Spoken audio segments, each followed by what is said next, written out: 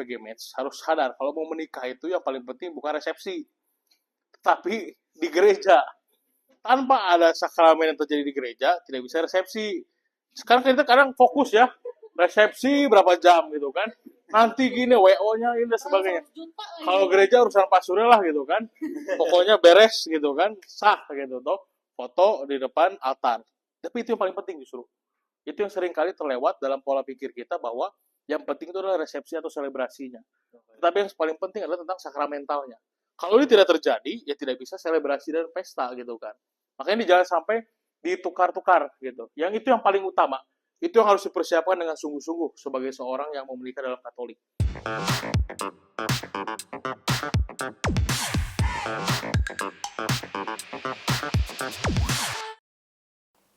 Halo KVG Mates, kembali lagi di podcast kita Ruang Atas dan kenalin aku Benny. Hai, aku Caca.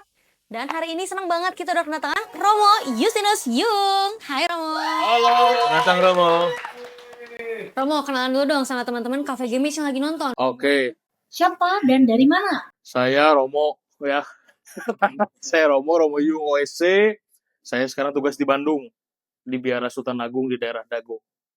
Oke, berarti hari ini memang kita spesial mengundang Romo karena kita Yes. mau ada topik yang seru banget nih. Oke. Dan ini mungkin topik yang menjadi keresahan buat Cafe Gamis juga yang ada di rumah atau yang nonton dimanapun dan pastinya buat anak-anak muda, Romo. Oke. Apa itu? Ingin pacaran dalam agama Katolik atau gereja Katolik. Oke. Pacaran beda agama.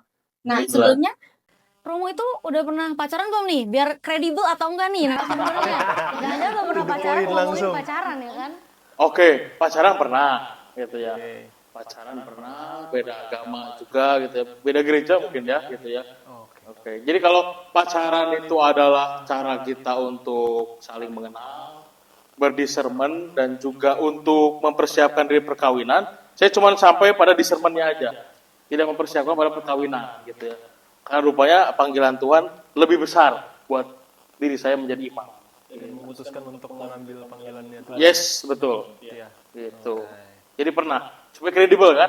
Kredibel. Oke. Berarti Oke lah ya nih KVG Mates ya, lolos nih. kalau nggak lanjut kan? Oke. Tapi gue sebenarnya penasaran deh. Sebenarnya pacaran dalam agama Katolik itu apa sih? Oke. Jadi pacaran itu kalau gereja memandang sebagai bentuk proses pengenalan, proses persiapan, dan memang tujuan dari pacaran itu adalah pada perkawinan. Gitu. Jadi supaya pacaran itu nggak hanya sebatas have fun saja, tapi ada tujuan untuk hal yang lebih mulianya. Gitu kan. Makanya gereja memandang ya saat-saat pacaran harusnya orang itu semakin mengenal dirinya sendiri, mengenal pasangannya, dan juga mungkin dalam hal ini terkait juga dengan bagaimana nanti ketika membangun rumah tangga. Gitu. Jadi ya sekalian pengenalan, sekalian juga serius juga, yaitu belajar kesetiaan juga. Gitu. Begitu. Tapi menurut Romo kan banyak banget nih bahwa pacaran beda agama tuh sangat kental lah di dunia zaman Ya, sekarang. betul ya. Bagaimana Romo untuk menanggapi peristiwa tersebut? Pernah pacaran beda agama? Beda Puji gereja? Tuhan belum. Belum ya? Jangan ya. Jangan sampai. Hebat, ya, kredibel aja mereka ya. Mereka juga kredibel rupanya ya. Sampai. Berarti saya yang udah pernah gitu berarti ya. Oke. Ya memang pada kenyataan yang kita alami bahwa memang pacaran beda agama, beda gereja itu ya terjadi dalam kehidupan kita sebagai orang-orang muda karena ya pasti karena pergaulan gitu ya. Menemukan banyak teman-teman yang tidak seagama gitu kan. Lalu juga memang mungkin ya lebih menarik yang tidak agama Katolik misalkan lebih ganteng misalkan ya kan, prospek finansial lebih memungkinkan contoh gitu ya. Kemudian juga mungkin lebih cocok secara karakter tapi agamanya berbeda. Nah, gitu. Ini kan menjadi sebuah pergulatan sebenarnya. Tapi ya pada kenyataannya itu ada begitu. Yang dicari yang lebih susah. Nah, caranya lebih ya betul lebih susah. Orang muda tuh biar ada tantangannya. Biar ada tantangannya ya. Tantangan untuk bisa menggait mereka menjadi Katolik gitu. Nah, itu tantangan gitu ya. Iya betul. Walaupun nggak maksa sebenarnya. Gitu ya.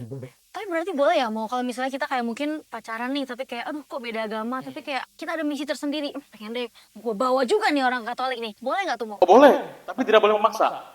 Gitu. Intinya nggak boleh maksa.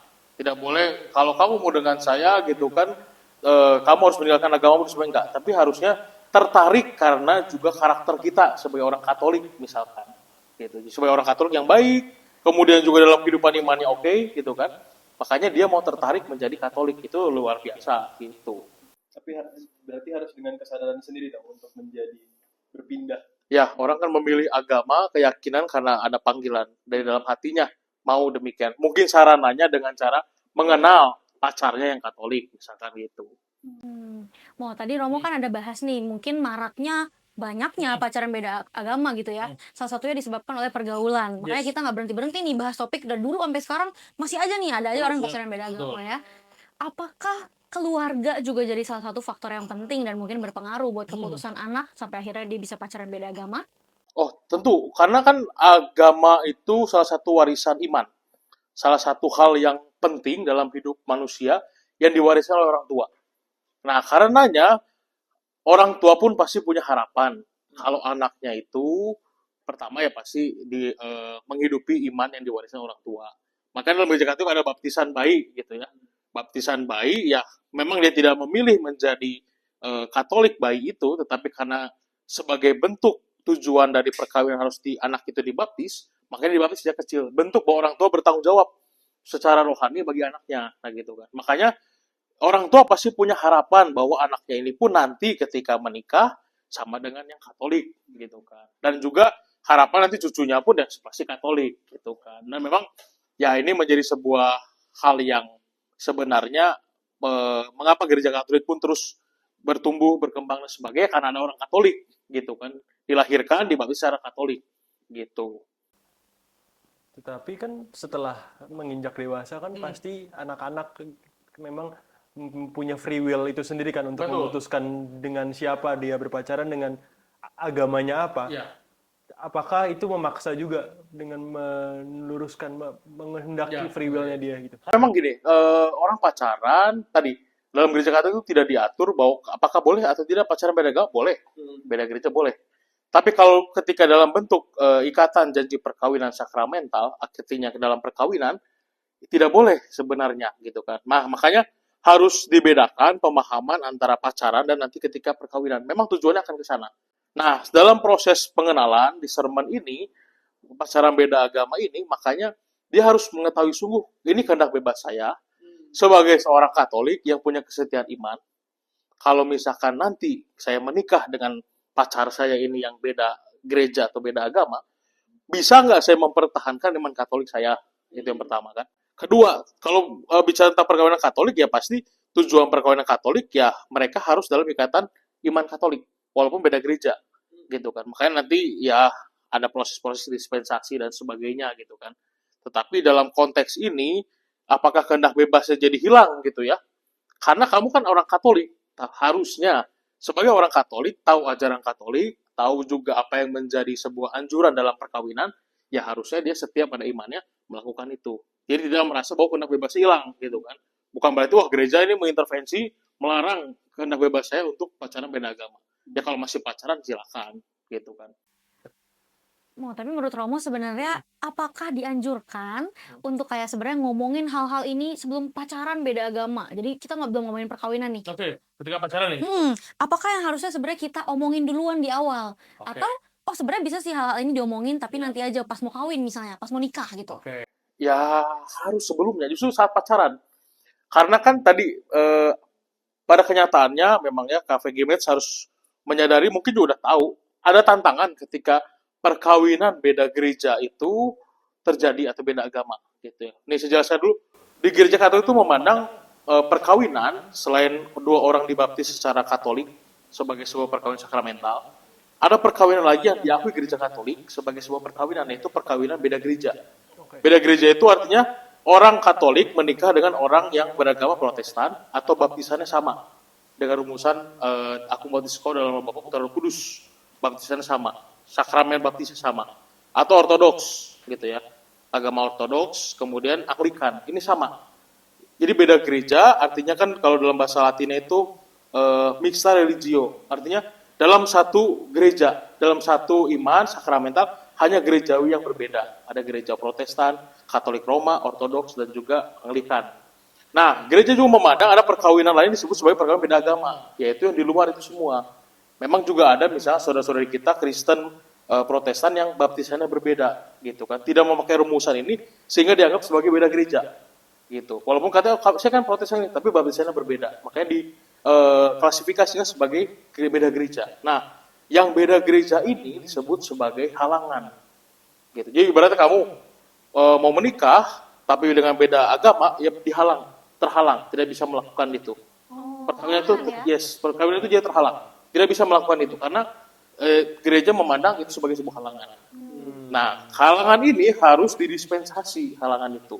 Seperti misalkan kalau kita dalam kuliah atau apa itu kan sering didapat dispensasi ya, maksudnya ya udahlah, keringanan. Nah, ini mendapat keringanan harus izin kepada uskup, dan juga dalam hal ini perkawinan seperti ini akhirnya pun diakui oleh gereja sebagai sebuah perkawinan yang sah. Gitu. Kalau perkawinan tadi yang beda gereja dengan Protestan dan saudara-saudara kita yang lain itu sebagai sebuah larangan. Gitu. Jadi ada halangan, ada larangan. Bahasanya memang agak sangat baku dan apa. Tapi supaya kita bisa membedakan gitu ya, mana halangan, mana larangan. Larangan itu satu sakramen tapi dilarang oleh gereja. Tapi bisa kalau kita berizin kepada pimpinan gereja. Gitu. Dan tahap ini berarti apa tuh? Apakah romo paroki atau uskup yang mengatur? Nah, jadi caranya adalah bahwa pastor paroki mengajukan kepada uskup gitu, atau disebut sebagai ordinalis wilayah pimpinan gereja, dan mereka akan memberikan surat izin atau surat tadi dispensasi tadi itu. Nah, makanya dalam konteks ini bahwa pacaran yang terarah pada perkawinan yang kayak gitu, beda gereja atau beda agama itu harus tahu konsekuensinya begitu. Sehingga dalam pacaran, jadi dia tahu, ternyata gereja Katolik itu bisa mensahkan itu hanya harus dispensasi dan sebagainya, dengan berbagai juga ada tantangan lainnya. Makanya saat pacaran harus ngobrol gitu kan. Ini kita nanti beda agama nih, gimana? Doanya gimana? Hari raya seperti apa? Mungkin hari raya lebih enak jadinya ya, banyak pestanya nih kan.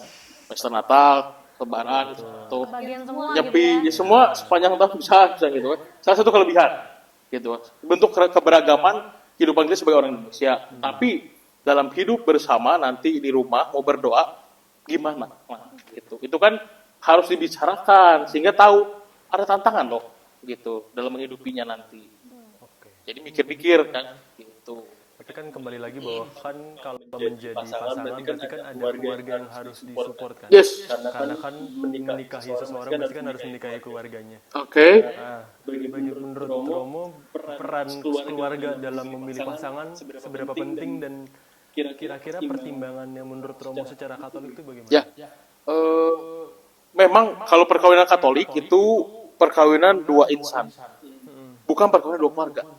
Dia dianggap sebagai orang yang sudah dewasa, bisa menentukan sendiri. Gitu, bisa menentukan sendiri secara bebas.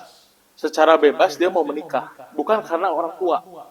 Gitu. Jadi memang ini ciri khas perkawinan Katolik itu bahwa dia secara bebas tanpa ikatan dan paksaan apapun. Ya maksudnya tidak ada tujuan itu. Yang penting tujuan saya menikah itu demi kebaikan pasangan saya. Kebaikan itu memang dalam arti ini adalah kesejahteraan pasangan secara batinia, rohania, dan juga jasmania. Jadi itu tujuannya gitu. Jadi bukan berarti kita memang secara sosial melepaskan ikatan dengan keluarga besar, enggak. Tetapi tujuan kamu menikah itu adalah demi pasangan kamu. Kan kalian yang saling mencintai gitu kan. Nah, disitulah makanya buah cinta itu nanti akhirnya menjadi sebuah kelahiran anak, ciptaan baru gitu kan. Ya Allah pun menghendaki supaya makhluk itu saling beranak cucu. Nah, gitu kan. Tapi bukan itu tujuan perkawinan, karena saya pernah ketika dalam kisah perkawinan gitu ya, saya tanya kepada salah pasangan gitu, apa tujuan kamu menikah? Untuk berkembang biak, Romo. Saya bilang, bukan itu tujuan perkawinan, bro, gitu kan. Tujuan perkawinan itu adalah kebaikan dan kesejahteraan pasangan dulu pertama. Barulah kelahiran anak, menerima kelahiran anak. Jadi nomor dua tuh ya, Yes. kelahiran anak. Dan ketiga, nah ini yang penting kaitan dengan tema kita hari ini adalah pendidikan, dan juga anak itu harus dibaptis secara Katolik. Gitu. Jadi nggak mentang-mentang udah lahir udah beres ya Kak Febri? Enggak, betul ya. Walaupun juga beda gereja, beda agama. Anak-anaknya konsekuensinya dari perkawinan Katolik harus dibaptis dan dididik secara Katolik. Tidak boleh dibebaskan anak itu, terserah aja. Kita kan beda agama, beda gereja nih. Terserah anak-anak kita nanti, nggak boleh. Gitu. Romo, tapi tadi aku pengen tanya dulu, Yes. kan Kan ada ada sebut sebut mengenai larangan dan juga halangan. halangan ya. Aku pengen tahu dong bedanya mungkin kita menikah sesama pasangan Katolik, Hmm. lalu menikah dengan tadi halangan ataupun menikah larangan. Yes. Kan semuanya sama-sama di gereja Katolik. Betul. Bedanya apa, Romo? Nah, pada prinsipnya ketika itu tidak sama-sama Katolik, dua perkawinan itu bisa dianggap perkawinan Katolik yang sah. Jadi atas nama perkawinan Katolik yang sah. Walaupun tadi beda gereja, beda agama, karena sudah diberikan dispensasi dan izin. Gitu. Memang dalam perayaan perkawinan, kalau dua orang yang Katolik menikah, itu dalam perayaan gitu ya. Kan kalau sakramen itu nanti yang memberikan sakramen itu bukan imam, bukan pastor, bukan, tapi kalian berdua. Kalian sama perempuan dan laki-laki, mereka memberikan sakramen. Sakramen itu artinya apa? Udah belajar Katolik kan? Apa? Sakramen itu apa? Tanda dah. Ayo apa? Apa KPGM? Apa KPGM? Sakramen ini pelajaran saat komuni pertama. Nah, Guys, jawab dong, Ben. Jawab, apa, Ben? Apa VGMet? Sakramen adalah tanda dan Karunia.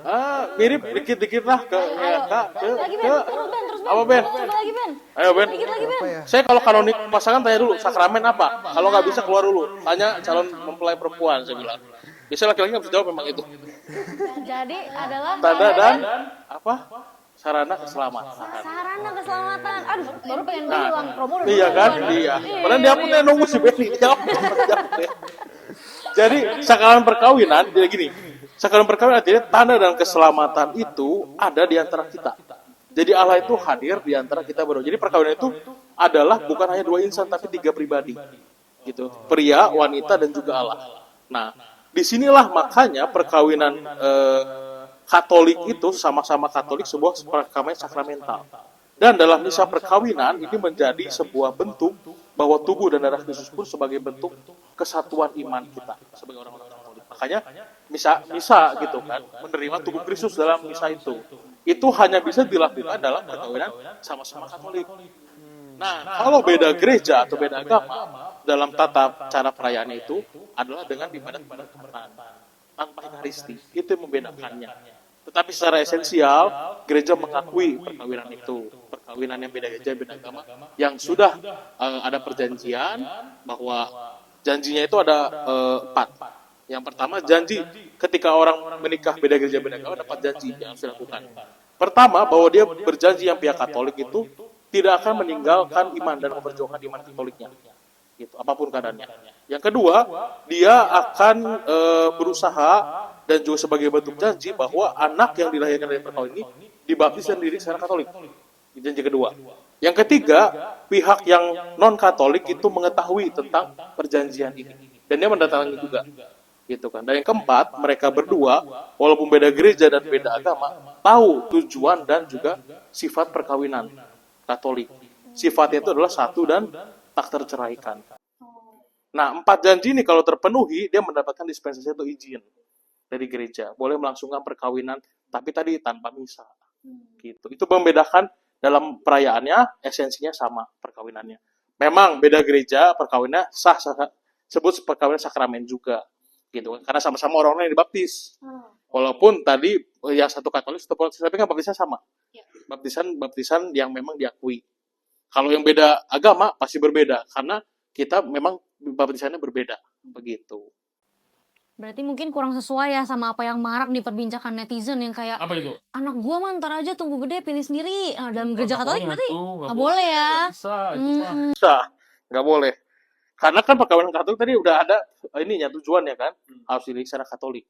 Gitu. Memang ini seringkali menjadi persoalan nanti kelak ketika setelah menikah. Dalam banyak kasus itu memang menjadi sebuah konflik. Seringkali. Memang gini, kita tidak bisa menghakimi ya perkawinan yang orang beda gereja, beda agama itu tidak katakanlah lebih buruk daripada yang perkawinan sama-sama Katolik. Enggak, gitu. Ini tidak bisa dikatakan sebagai mana yang baik, mana yang buruk, mana yang benar, mana tidak baik, tidak benar, nggak bisa. Tetapi memang tergantung bagaimana komitmen pribadi menjalaninya. Dan juga dalam hal ini memang kita bisa melihat bahwa perkawinan pada akhirnya tentang cinta, gitu kan. Memang ada yang mengatakan cinta itu mendahului agama, ya kan? Kamu kalau mencintai orang nggak tanya agama dulu kan? Misalkan kalau cinta pada pandangan kedua, ketiga, gitu kan? Apalagi pertama, gitu toh? Tidak tahu agamanya apa kan? Misalkan nggak tanya KTP dan sebagainya kan? Tapi dengan mengenal, saling tahu, oh akhirnya tahu, oh beda agama nih kan. Biasanya mulai dalam ada pergulatan gitu ya gimana. Tapi kalau sama-sama Katolik kan, wah pasti gitu kan. 90% bisa gitu kan. 10% restu mertua, misalkan gitu. Betul toh? Udah siap menikah belum? Belum ya? Masih banyak yang harus Masa belum diurus. juga ya? Wah, Belum ya? Oke. Masih lama ya. bener. Kalau Benny katanya masih mau coba ninjau juga. Oh, Waduh, itu bentar dulu. Tapi setelah mendengar ini makin pusing rupanya ya. Ah. Kok kesannya gini gitu ya? Dilahirkan secara Katolik, fokus Katolik aja. Oh, Siap. biasa. Respect. Komitmen. Iya. Itu betul. dia. Ini bagus, laki-laki Katolik yang bagus ini. Dia tahu iman Katolik, dia mau mempertahankan. Oke, Cafe Gamers yang penasaran nomornya komen di Yes, bawah ya. iya. Komen di bawah. Nanti kita Udah nggak bisa punya pacar katanya. Oh, udah punya pacar. Iya, oke. Oke. Wah, mantap sih Romo. Aku jadi baru merasa merasa terbuka, tercerahkan gitu ya. Tapi aku juga penasaran Mo. Berarti untuk tahapannya mau kita menikah secara Katolik maupun menikah mungkin dengan orang yang berbeda agama, tahapannya tuh sama ya. Yang aku tahu kan, yang aku tahu di paroki ada Discovery, ada MRT, terus ada kanonik juga ya. Ya, betul. Itu berarti sama. Sama. Tetapi ada satu langkah yang harus dilalui kalau mau menikah beda gereja sama beda agama. Yaitu adalah penandatanganan surat perjanjian. Janji yang 4 hal tadi itu. Apa aja yang pertama coba? Ayo, guys. Belum. Guys. Untung nyatet nih aman. 10 menit, guys. Nah, Benny dulu. Kita lihat nih. Apa ya? Satu. Game sudah tahu karena dia bisa replay. Iya, kan? saya ingat. Satu, bahwa Apa? Saya juga udah lupa nih. Gimana sih orang yang lupa nih? Ada perjanjian itu adalah perjanjian yang harus ditandatangani oleh pihak Katolik dan pihak non-Katolik. Kapan ditandatangani adalah sebelum proses kanonik. Jadi proses perjanjian kanonik itu adalah ketika calon yang mau menikah, calon mempelai itu berjumpa dengan imam di paroki untuk melakukan interview lah katakan gitu. Perjanjian kanonik. Biasanya itu ditanyain, misalkan udah berapa lama pacaran, mengenal pasangan seperti apa, tahu nggak tujuan perkawinan seperti apa, lalu komitmennya nanti seperti apa. Kalau itu lulus gitu ya, layak, pastor akan menandatangani, bisa dia menikah karena sadar, tahu dan mau untuk menghidupi perkawinan Katolik gitu kan. Nah, perjanjiannya apa tadi? 4 tadi. Kita kembali ke 4. Nomor 1, gua dulu nih Ben. Boleh. Ya, aman ya. 1, memperjuangkan iman. Nomor 2, kasih tahu Ben. mempertahankan iman. Mungkin Dua. nggak urut, tapi lebih Iya. ke keluarga yang non Katolik juga harus tahu. Yes, benar. Ah, Yang oke. mengetahui tentang perjanjian ini. Betul. Dan menandatanganinya. Di atas materai loh. Oke, Terikat secara hukum gitu ya. Lalu Nah, lagi-lagi ada nih. dua lagi. boleh. Ada lagi. Mendidik anak secara Katolik. Oke. Yang terakhir, Terakhir. Ben. Oke. Let's go. Itu gini. Anda Terakhir. menikah, harus tahu Tahu bahwa kalau mana dapat roti di sini. Big Bibon ini. Kalau nggak menang minum air aja. Umum. Oke Ben, apa Ben? Yang Ini lumayan Ben, udah dikasih bocoran itu Ben. Kejadian kanonik tuh, tahu. Apa nih, Ben? Kisi-kisi gitu ya. kisi-kisi. Satu lagi Ben. Nah, itu tahu dan mau menghidupi tujuan dan sifat perkawinan Nah, Katolik. tujuannya ada 3. Ini kayak ujian ya. Ya, Nah, apalagi nih? Tujuannya 3. tujuannya 3. Oke. Ada berkembang biak tadi yang pertama. Oh. Kebaikan, Kebaikan pasangan. kesejahteraan pasangan. Yang kedua adalah kelahiran anak. Yang ketiga, pendidikan dan baptisan anak itu. Sifatnya satu dan tidak terceraikan. Ingat ya KVG gitu ya. Itulah tujuan perkawinan. Kalau ditanya oleh pastor, gitu. Kenapa kamu nikah? Bukan untuk beranak cucu pertama-tama ya. Jangan itu yang terus dipikirkan, tapi kesejahteraan dan kebaikan pasangan dulu. Gitu. Tapi nanya apa kok bisa bolak-balik sini gitu ya?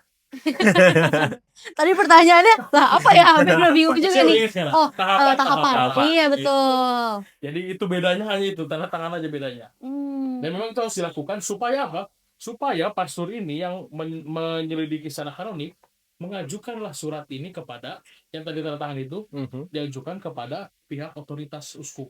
Oh, oke, Bahwa oke. ada 2 orang yang mau menikah, beda gereja atau beda agama, membutuhkan dispensasi atau izin dari bapak uskup supaya mereka bisa melakukan perkawinan ini. Nanti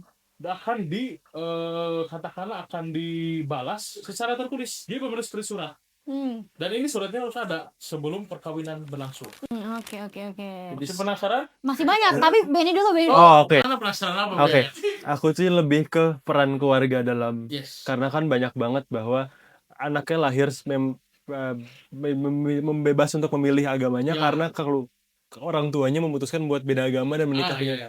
Menurut Romo itu lebih baik bagaimana? Apakah walaupun dia dibaptis secara bayi, dia kan tetap menunjukkan kebebasan Iya, gitu. benar-benar. Tapi menurut Romo sendiri, apakah tetap di iman Katoliknya atau malah pandangan untuk tentang Romo tuh bagaimana? Jadi memang sebenarnya kalau sudah perkawinan Katolik, walaupun dia beda gereja beda agama, anaknya tidak boleh dibebaskan. Oh, Dia harus dibaptis Di kerangkeng, Romo. Katolik. Enggak. Jangan itu ya. bentuk tujuan dari perkawinan. biar lurus. Ada Oke, tujuan. oke, oke, oke. Kan ada tujuannya. Iya, ada 4. Masih ingat, Romo? Tiga. Tiga. Yang 4 tuh apa ya? Kafe Kemes ya, mereka pusing rupanya ya, pulang balik kita 3. Ini salah satu bentuk setelah anak lahir itu harus dididik dan dibaptis secara Katolik. Jadi walaupun orang tuanya beda agama, tidak bisa katakanlah ini menjadi sebuah katakan contoh atau pilihan kepada anak-anaknya supaya nanti lihat nih kami beda agama, nanti kamu bebas. Enggak, Jadi kamu tetap Katolik. Kalau nanti ketika menikah pasangan kamu beda agama, ya tidak apa-apa. Tapi ya kamu jangan meninggalkan Katolik. selama tidak dipersatukan oleh yang Yes, beda agama, Katolik itu menjadi tujuan ya, bukan Ya, pilihan. tetap menjadi sebuah bentuk tujuan perkawinan dari orang tua. Oke. Anaknya harus dibaptis. Nah, memang menjadi sebuah persoalan kadang-kadang anak tuh bingung. Oke, Ketika menyaksikan orang tua yang satu Katolik, satu non Katolik. Ketika misalnya mau berdoa, gitu kan, seperti apa yang terjadi dalam kehidupan harian. Ini tantangannya. Makanya kalau mau menikah beda gereja beda agama harus tahu ini ada satu tantangan loh.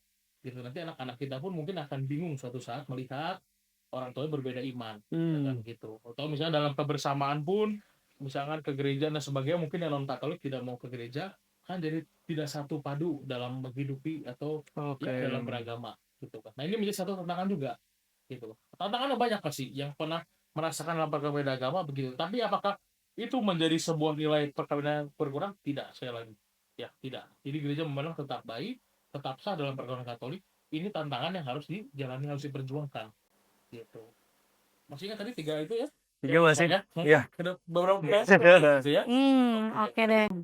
Oke. Romo, tapi kan pasti ada aja ya, maksudnya tidak bisa dipungkiri, kita kan nggak bisa paksa semua orang, apalagi kita nggak bisa pantau semua orang untuk benar-benar menjalankan syarat-syarat tersebut gitu. Betul. Bagaimana sikap gereja jika dalam praktiknya perkawinan beda agama tuh tidak berjalan gitu, menurut tujuan-tujuannya barangkali. Apa yang dijanjikan tadi ya? Betul. Ada berapa janjinya?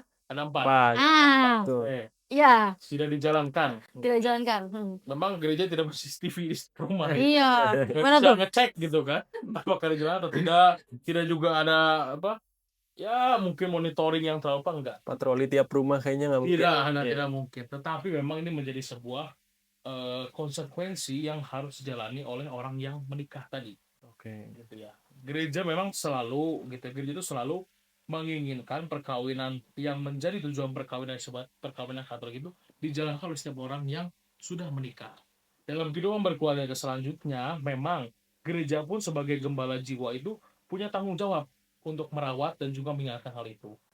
Pernah ada suatu cerita gitu, kita mau ngegosip ini ya, cerita gitu ya, cerita umat, ada orang tua salah satu pasangan orang yang menikah beda gereja, itu tanya ke saya, Romo, anak saya itu menikah beda gereja, kemudian dalam perjalanan waktu memang anak saya ini dulu mungkin tidak orang yang rajin ke gereja dan sebagainya, walaupun orang tuanya aktivis rajin ke gereja, doanya kuat dan sebagainya, ketika mereka beda gereja akhirnya setelah berapa lama dia meninggalkan gereja Katolik, beribadah di tempat yang lain gitu kan. Sebagai seorang tua pasti mengalami kesedihan gitu kan. Nah, mereka bertanya gimana caranya, kan dia udah tahu, dia sudah tahu tujuan perkawinan Katolik itu ya harus mendidik dan membaptis anak secara Katolik. Nah, saya waktu itu memberikan sebuah solusi supaya pastor yang memberikan pendidikan kanoniknya itu untuk menghubungi pasangan ini, mengingatkan lagi apa yang sudah kamu janji dalam persiapan sebelum menikah, yang sudah kamu tanda tangani, yang sudah kamu inginkan supaya ini harus terjadi. Dan itu saya minta supaya menghubungi pastor itu, supaya pastor itu yang mengingatkan. Artinya sebagai bentuk bukan menghakimi, bukan marahin, enggak, tetapi bentuk kita perhatian pada suatu situasi yang mungkin tidak menjalani hal itu. Jadi memang boleh gereja untuk mengingatkan hal itu. Dalam homili, dalam khotbah pun terus memberikan katekesi tentang itu, ataupun secara personal ya tadi bentuk pendekatan mengingatkan itu. Jadi inisiatifnya datang dari orang yang orang berpacaran. tuanya. Ya, orang tuanya kan juga tahu ada situasi yang tidak ideal yang harusnya dijalani. Gitu. Dia meminta bantuan kepada gereja, kepada pastor. Pastor harus mendampingi itu. Bukan dalam arti mau menghakimi, tidak, tapi mengingatkan. Kamu pernah sudah janji bahwa tidak akan meninggalkan iman Katolik. Gitu. Oke, berarti menghubungi pastor yang Ya, saya minta karena kan Oke. ketika penjaga kanonik dia bertanya pada pastor itu. Oke. Ya, Oh, pastor itu memberikan oke. penjelasan gitu. Saya kan kalau penjaga itu pun saya berikan penjelasan, katakanlah bertanya tentang komitmen kamu sebagai orang yang mau menikah beda gereja. Gitu. Harus diperhatikan memang. Gitu. Jadi Masih penasaran saya. Penasaran? lebih kejawab sih bahwa memang kan orang Indonesia bibit bebet bebot lah secara Betul. fisiknya. Ya. Cuman kan secara imannya kan juga perlu dibuktikan bahwa memang dia layak menjadi Katolik atau Ya. tidak gitu kan. Nah, ada nih ya sekelintir orang-orang ya. Segelintir. Berapa orang? Belum gitu, nanti coba deh itu. Ada aja orang-orang yang mikir kayak, ya udahlah gampang, asal kelar dulu prosesnya, nanti kita bicarain lagi setelah nikah. Realistis gak orang-orang kayak gitu tuh, Romo? Gak bisa sebenarnya. Kan dia Oke. sudah tanda tangan. Gak bisa ya? Kalau udah tanda tangan dan sudah tahu. Jadi Makanya masa pacaran gitu ya, apalagi pacaran beda agama, beda gereja ini harus membicarakan hal itu. Karena pacaran adalah proses persiapan, proses pengenalan, dan proses discernment. Discernment Oke. itu perbedaan roh. Saya tahu ada konsekuensi di depan, ada tantangan. Gak usah berpikir negatif. Ada tantangan ke depan yang membutuhkan perjuangan iman yang luar biasa kalau saya menikah beda gereja atau beda agama. Nah, dengan demikian saya tahu harus butuh effort yang luar biasa untuk mempertahankan iman saya. Artinya pun saya harus kuat secara iman Katolik, tahu tentang apa yang menjadi kekatolikan. Nah, dengan begini dia bisa membicarakan itu kepada pacarnya yang non Katolik. Oke. Kalau kita nikah secara Katolik itu gini loh gitu. Bicarakannya sekarang, jangan nanti. Karena nanti sebelum perkawinan pun kalian harus tanda tangan untuk 4 janji tadi gitu kan. Makanya itu kan harus dengan pengetahuan. Tidak hanya asal tanda tangan. Gitu. Jadi nggak bisa Nggak bisa asal-asal tanda nggak bisa tangan. modal nekat juga ya. Nggak bisa jangan modal dekat dong. Gitu. Modal dekat dong. iya. Jangan nekat. Gitu. Baiklah. Oke. Ada nggak, Romo? Mungkin hal-hal yang selama ini pasangan-pasangan itu salah paham mengenai pernikahan di gereja Katolik. Oke. Ada sih biasanya. Oh ya? Karena nah ini salah satu kaitan dengan perkawinan beda gereja beda agama. Banyak yang memahami kalau menikahnya di gereja Katolik berarti orang yang non Katolik ini otomatis menjadi Katolik. Oh, Itu oke. tidak. Gitu. Perkawinan Katolik tidak membuat orang yang non Katolik menjadi Katolik. Ada yang mikir gitu ya? Oh, banyak. Oh ya? Merasa bahwa kadang itu ya saya pernah bertugas di suatu tempat. Jadi kalau saya sudah menikah dalam Katolik, artinya saya sudah bisa menerima komuni. Oh. Saya bilang tidak begitu Skip kawan. ya, Tidak instan semudah ya. itu saya bilang gitu kan. Anda harus gitu ya, harus ikut katekumen dulu, menjadi Katolik dulu. Gitu. Jadi itu sering salah kaprah. Gereja Katolik tetap memandang perkawinan dalam perkawinan Katolik yang beda gereja beda agama itu adalah perkawinan seorang Katolik dan seorang non Katolik. Jadi dia tetap non Katolik, tapi menghidupi perkawinan Katolik. Oke, mantap. Nah, Ben, hari ini kita juga berkesempatan untuk Akan penasaran sih. Orang lain ya. orang lain. Banyak nih pertanyaan ini. Ya. Jadi kita dapat juga pertanyaan yang masuk di Instagram kita. Jadi langsung aja kita mau bacain. It's every star. It's a freestyle. Nah, panggilannya Star berarti, Romo. Betul, Nah, bintang. Star. Nanya apa, Star? Oke, Apa sih Star? Oh, pertanyaan Star. Nah, Star, bukan ya? Halo Romo, aku dan pasangan ingin melanjutkan ke jenjang pernikahan dengan nikah beda gereja. Oke. Kami memutuskan untuk saling belajar agama satu sama lain biar bisa saling menghargai ketika sudah nikah. Oke. Kalau pasanganku ingin belajar Katolik, caranya bagaimana? Apakah boleh ikut katekese orang yang pindah ke agama Katolik tapi pengen belajar doang, tidak mengimani secara, Oh, tidak mau dibaptis itu ya? tidak menjelaskan sama. Ini sih nggak dibilang ya, Oke. mau dibaptis apa enggak. Iya. Jadi pengen lebih mengenal aja. Iya, apakah mendalami kita nggak tahu sih Oke. kedalamannya gimana. Mohon infonya, terima kasih Romo. Jawabannya boleh. Oke. Boleh. Sangat boleh. Memang lebih baik pun orang yang pihak Katolik pun juga tahu tentang iman Katolik sehingga bisa menjelaskan tentang kekatolikan. Itu penting. Gitu ya. Memang kalau kadang situasinya mungkin hanya setengah tahu gitu ya. Iya. Hanya sedikit tahu gitu kan. Dia bisa mendalami bersama-sama. Tapi kalau dia misalnya gabung dengan orang yang sedang katekumen, itu boleh. Oke.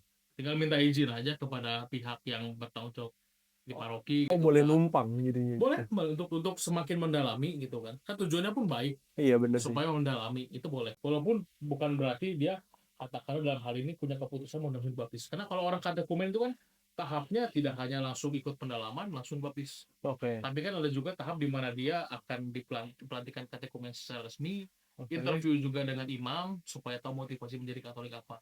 Gitu. Mungkin salah satu cara dia pada ujung-ujungnya jadi Katolik, syukur pada Allah. Oke. Berarti kan kalau numpang tidak mengikuti dari awal sampai akhir dong.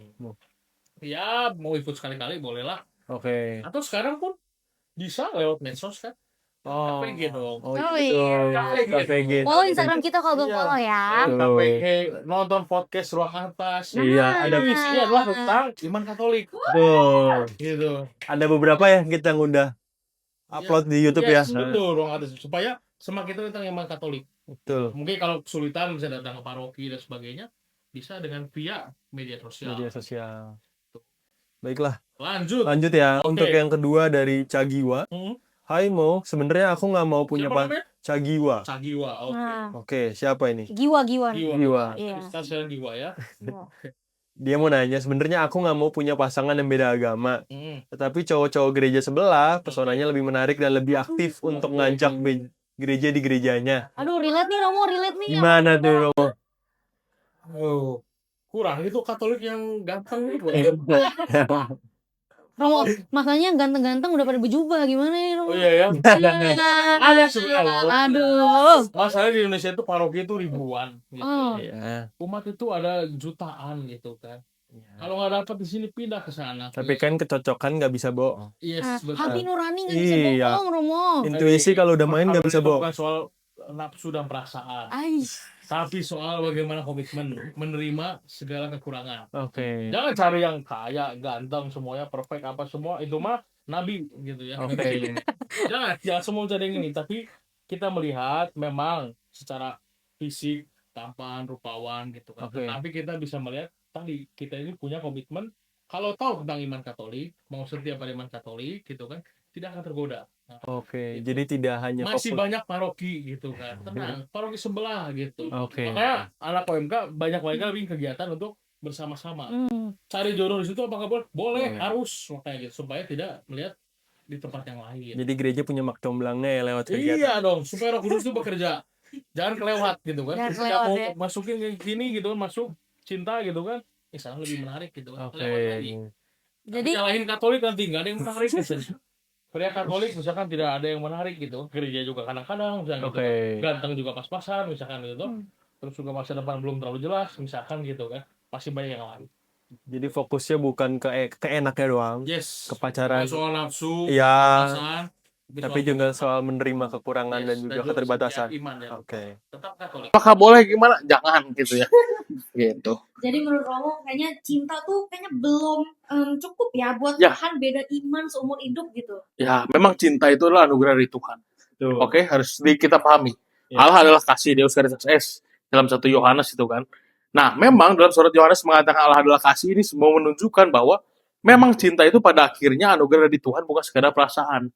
Nah, cinta yang dari Tuhan ini sebagai sebuah perintah kita pun harus saling mengasihi, saling mencintai.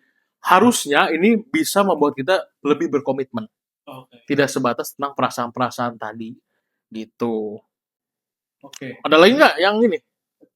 Terakhir Oh, terakhir. Dari siapa nih sekarang? dari Al-Mahdi. Oh, Al-Mahdi ya. Oke. Si Al ya. Tanya apa di si Al ini ya? Kenapa masing-masing keuskupan sepertinya punya aturan berbeda tentang nikah beda agama? Oke. Oh, ya Sebenarnya, nah begini, sebenarnya kalau aturan dasar itu semua ada dalam kitab hukum kanonik. Oke. Itu dasar utamanya. Hanya memang terkadang kebijakan-kebijakan pastoral itu memang harus diakui kadang berbeda. Karena terkait dengan konteks kultur, kadang ya, konteks kultur ataupun juga misalnya tentang konteks bagaimana secara sosial. Nah, contoh begini, di salah satu daerah pernah saya berkarya gitu kan, memang perkawinan beda gereja itu sangat banyak. Sehingga kebijakan pastoral untuk mengajarkan kepada umat, lalu juga tentang bagaimana dispensasi dan sebagainya itu harus disesuaikan gitu ya. Dalam arti bukan memperlunak atau memperketat, enggak. Tetapi cara pendekatan secara pastoralnya mungkin berbeda. Gitu. Karena tahu, di konteks ini, kultur ini banyak sekali perkawinan beda gereja. Jadi gereja harus, di keuskupan ini harus seperti apa nih kebijakannya.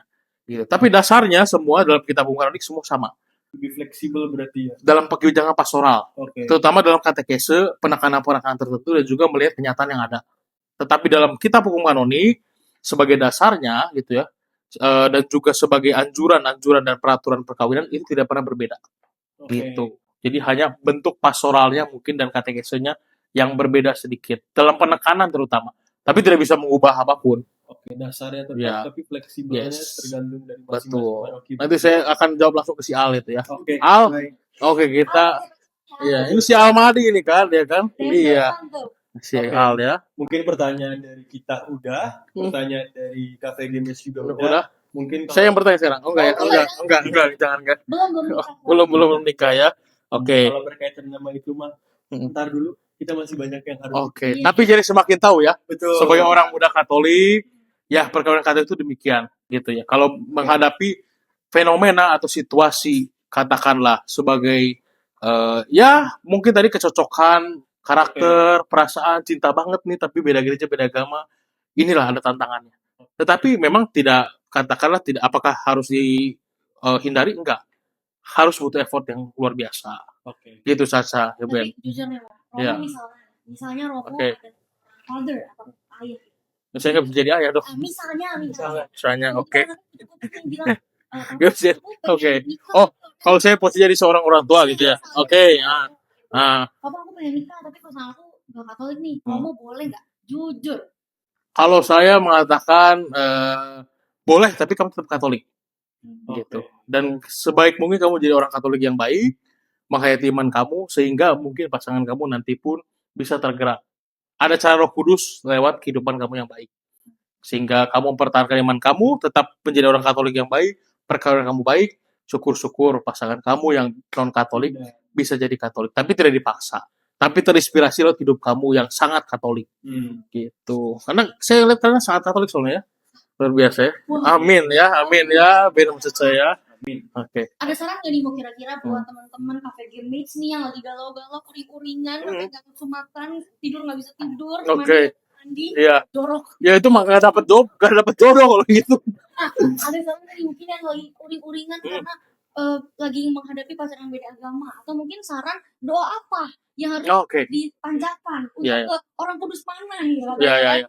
Kalau kita di Katolik kan banyak gitu ya. Betul. Apa yang mesti didoakan? Lalu bagaimana cara menemukannya yang tepat, yang the one tuh gimana? Pada dasarnya butuh kesetiaan iman untuk berdoa, memberikan doa kepada Tuhan untuk pasangan seiman. Dan tadi butuh kesabaran. Jangan buru-buru. Jangan serta-merta kita langsung mengatakan bahwa ini jawaban dari Tuhan ketika merasa bahwa ini semua cocok, tapi tinggal agama yang berbeda nih. Gitu kan sering ya. Ini sudah cocok semua. Apalagi yang kurang? Udah perfect lah gitu. Tinggal agamanya yang berbeda. Gitu kan. Tapi tetaplah bersabar dan juga minta kepada Tuhan rahmat supaya membantu kita mempertahankan iman Katolik. Itu paling penting. Karena ketika kamu bisa mempertahankan iman Katolik, kamu setia pada imanmu, artinya kamu tahu bahwa kalau kita ini setia dan tahu ajaran iman Katolik, ya saya akan melakukannya. Bahwa ajaran dari iman Katolik mengatakan bahwa perkawinan itu demikianlah.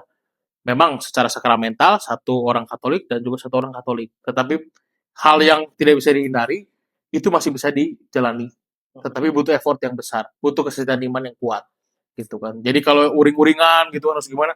Doa kepada Tuhan, doa dengan jujur, tapi juga kita butuh kesabaran untuk menanti pasangan hidup itu. Mungkin kalau jodohnya belum dapet karena emang dia belum setia dengan iman Katolik gitu ya. Ya mungkin dengan cara itu ikut acara-acara kaum muda dan sebagainya untuk memperdalam iman gitu kan. Nonton podcast gitu kan berkali-kali. Podcast ini harus minimal dipotong 10 kali supaya ingat gitu ya, tujuan perkawinan, janji dan sebagainya itu banyak harus dihafalin gitu ya. Oke, supaya nanti ketika pendidikan kanonik kalian luar biasa menjawab pertanyaan Romo gitu kan. Sebelum ditanya kita Udah tahu. Kamu jelasin dulu ke Romonya gitu supaya Romo. Romonya yang begini. Iya. Nah, makanya apapun doa kita kepada siapapun, kepada siapapun tergantung dari bagaimana kita sungguh-sungguh berdoa menantikan pasangan itu dengan hidup kita pun yang baik. Supaya apa? Supaya orang tertarik. Kalau kita baik, orang tuh tertarik dengan kita. Gitu kan. Perbaiki juga dekati Tuhan gitu kan supaya banyak orang dekat dengan kita. Jadi kan auranya tuh kerasa gitu ya. Aura Roh Kudus gitu kan. Mandi gitu ya. Jangan nggak mandi kalau udah John mandi gitu kan supaya orang tuh tertarik. Dan kalau ada tanda-tanda katakanlah orang yang cocok dan sebagainya, tetapi masih banyak ada kekurangan dan sebagainya, coba belajar untuk menerima. Ya, nggak ada yang perfect semua gitu kan. Tapi kita bisa berjuang bersama untuk hidup yang baik, untuk juga bisa hidup bersama dalam perkawinan dengan tujuan yang baik juga gitu. Jangan nyari yang perfect. itu nanti nunggunya kelamaan. Nanti Tuhan lama-lama lepas tangan gitu kan. Udah dikasih ini nggak mau, kasih yang ini nggak mau, doanya makin luar biasa kata Tuhan kan. Kalau nyari yang perfect nanti ketemunya pasti surga. Nah, betul, semua teman Yesus ya. Sempurna. Ketemu Petrus dulu kan. Nah, gitu. Betul. Siap-siap. Tapi Romo, aku mau minta saran juga dong. Yes. Tadi Caca juga bilang untuk yang uring-uringan. Tapi kalau mungkin KPG Match sekarang juga ada dalam kondisi yang punya pacar tapi beda agama. Yes. Sesuai dengan topik kita Ya. semua. Menurut dari Romo sendiri sarannya dong Oke. untuk menghadapi ini. Apakah putusin sekarang juga? Jangan. Nanti penggantinya lama takutnya dikasihnya. Ntar udah mulai. Iya. Artinya pacaran, gereja tidak pernah melarang kalian pacaran beda agama. Kalau perkawinan tadi, ya ada konsekuensinya, tahu apa yang harus akan dihadapi, kurang lebih demikian. Bisa tanya juga kepada pasangan-pasangan yang menikah beda agama, supaya itu menjadi sebuah persepsi kamu tentang kalau nanti saya menikah beda gereja beda agama itu demikian. Siap nggak saya? Nah, dalam masa pacaran ini, coba dengarkan suara hatimu, coba kenali dirimu, kenali pasanganmu, berdiscernmentlah. Minta Roh Kudus membantu kamu untuk memampukan kuat nggak saya dengan effort iman saya untuk bisa menjalani perkawinan nanti beda gereja atau beda agama. Supaya ketika menjalani itu semua, apapun yang menjadi sebuah tantangan tetap bisa saya jalani. Walaupun memang effortnya luar biasa ya. Memang tidak menjamin orang yang perkawinan sama-sama Katolik juga akan langsung wah enggak gitu, enggak, semua enggak. Tergantung bagaimana dirinya belajar untuk mencintai itu kan gitu. Begitu Sasa, Ben. Oke. Masih penasaran? Masih cuma Oke. tampaknya karena waktu. Betul, iya. Kita mau naik lagi ke ruang yang lebih atas soalnya yang sini ya. Iya. Iya, harus ini. Oke. Dari Romo sendiri ada closing statement nggak buat kita semua baik yang nonton atau misalkan ada di ruangan ini? Closing statement saya adalah jadilah orang muda Katolik yang baik, yang menghayati iman, yang juga mau memperjuangkan iman ketika ada tantangan, dan juga ketika belajar mencintai, belajarlah juga jangan lupa mencintai Tuhan. Oke. Supaya ketika kita mencintai Tuhan, mencintai sesama pun, segala sesuatunya dimampukan semakin tulus. Jalan pun terbuka, lurus. Amin. Amin. Amin. Kalau begitu, terima kasih telah menonton. See you in the next episode. Bye. Bye. Dadah. Bye-bye, KPG Friends. God bless you.